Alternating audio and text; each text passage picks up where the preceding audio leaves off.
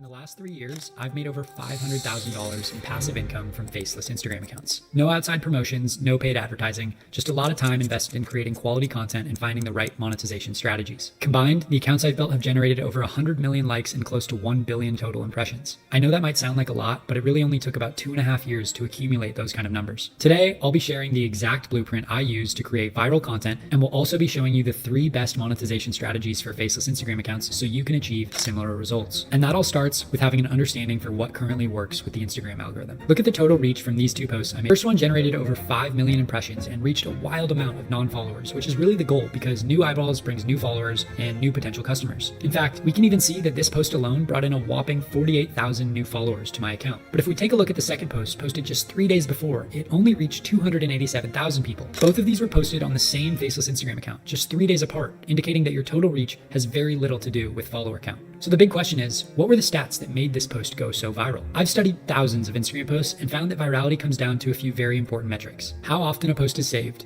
how often a post is reshared, and how long the typical user spends looking at your post. We can see from the viral post that it was saved over 136,000 times. And if we compare that to the total reach, then it comes out to about 3%. So 3% of people who saw this post actually saved it. But if we look at the second post that did not go viral, only 3,000 people saved it out of the 270,000 who saw it, which comes out to just 1%. If we look at shares from the viral post, then we can see that over 73,000 of the 5 million people who saw this post reshared it to their story or sent it to a friend. That comes out to about 1.5% of the total people who saw the post. But if we come back to that second post that didn't do so well, only 3,500 of the 287,000 people who saw it reshared it to their story or sent it to a friend, which hovers just around 1% of the total people who saw the post. For the last metric I mentioned, which is how long the average user spends looking at your post, Instagram hasn't fully released a way to measure this in their insights as of today. But trust me, they're paying attention. The longer you can get someone to stop and look at your post, the better the content is, which is great for Instagram, who makes money by having people stay on their platform as long as possible. You might be asking yourself, well, what about likes and comments? And while those are still important, the algorithm places far more weight on the metrics we just discussed. Instagram is fully aware that people buy fake likes off sketchy websites to boost their engagement and that it's become flooded with bot comments, which is probably part of the reason why they introduced these new metrics in the first place. Just a few years back, Instagram was a place where you went to see pictures of your friends, cute puppies, or post photos of that delicious meal you were eating. But over the last few years, it's evolved into a much more sophisticated space where there are really 2 types of people: consumers and creators. Consumers are obviously the people who come to Instagram purely to enjoy and consume content. They spend hours scrolling content that is made by the second type of person on Instagram, the creators. But as it's gotten more competitive and saturated, creating successful content is extremely strategic. So how can you optimize your content to swim with the algorithm rather than fighting against it and trying to swim upstream? Whether you're using Canva to create a post or a meme or creating reels with a video editing platform, you simply need to do the following. Give your audience niche content that will make them stop and look. If your account is all about motivational quotes and all of a sudden you start posting about puppies, it's going to perform awful. Next, you want to make content that someone will want to save for later. That can be funny, informational, or even just unique. This will drive saves and help the algorithm push your content further.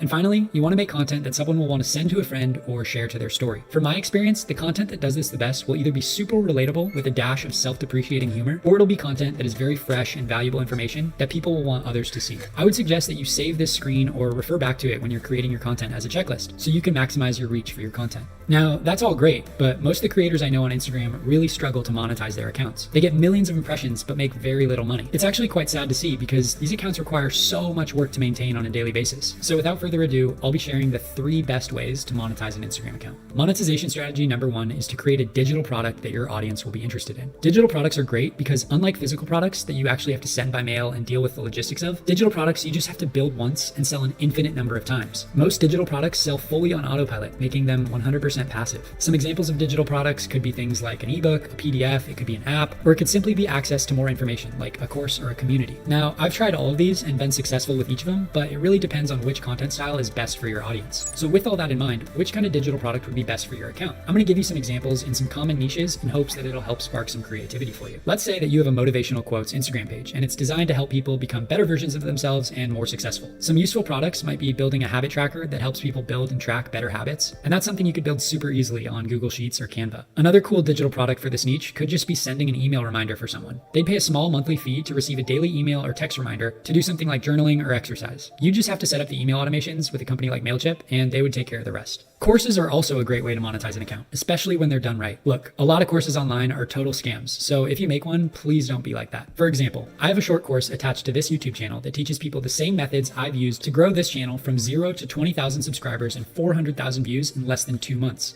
I don't try to over-promote it or claim that it's something that it's not. That's where people become fake gurus and customers feel tricked. This is just a 70-minute brain dump of all the strategies I've used to achieve success on YouTube, and it's really there for beginners and people who are struggling with the algorithm. People make millions from online courses, and when you're honest about what they do, they can provide a ton of value for others while also being a great source of income. That's a win-win in this age of information we're all living in. As you can see, the digital product possibilities are endless. I'm actually working on another video right now about how I got over 25,000 of my Instagram followers to use one of my most profitable digital products that made over $100,000. So make sure you're subscribed to see that process in a few weeks. For the second best way to monetize an Instagram account, we can come to advertising. And if you're not doing this right, then you're probably thinking that the ad offers you get are so small that you could never make a living. And you're right. If you just sit around waiting for people to come to you in your DMs, then you'll probably never get any good ones. I covered parts of this in the last video on Instagram accounts, but most people don't know their worth on social media advertising. They think that getting $50 to $100 for a post or a story is worth it, but that is not what you should be doing if you have a page. You need to be going after companies related to your niche directly. So again, if you're in motivation and success, you could get in touch with luxury brands, with gyms, or with apps that help people become better versions of themselves. You can usually find the decision maker on LinkedIn or just message their account directly on social media to set up an ad campaign. The third best way to monetize an Instagram account is with physical products. Think journals, games, merch, and even stuffed animals. Tank Sinatra, who owns some of the biggest meme pages on the internet, went on Shark Tank recently for his new game. He sells his game through a funny meme account, and honestly, he's crushing it. But you can make money by selling any type of physical good. Even if your page is just about puppies or something silly, you can make a healthy alternative to dog food or become an affiliate for a company who already has a physical product. The cool part about that is that you're building an audience and an account, but you're also building a business. And this brings me to monetization strategy number 4 and the bonus point of the day. And guys, this is the absolute best way to make money on Instagram accounts based on my experience. In fact, it's helped me make over $300,000 in around 3/5 of my total income from Faceless Instagram accounts. And the strategy is by selling the accounts and the businesses associated with them. I like to think of an account as digital real estate. Think about it. You're growing a small piece of digital real estate on the internet. You can start them from scratch, you could buy it, grow it, and flip it later. And just like a house you'd rent out, the asset is bringing in money over time. But it's also bringing in eyeballs and people's attention over time, which is basically its own version of currency in our world. That's extremely valuable, and a lot of people and even a lot of companies would pay for something like that. I've gotten multiple 6-figure offers from real companies for my accounts, but in order to put a deal together and make it actually happen, you have to position it right. I'll be doing a full detailed video on this entire process soon, so make sure you're subscribed. But for those of you who have made it this far in this video, I just wanted to give you a quick teaser on the most profitable way to make money with Faceless Instagram accounts. If you found this valuable, please hit that like button and drop a comment. I try to read through all of them, and it really means a lot to me. Thanks again, and stay tuned for more ways to make money online.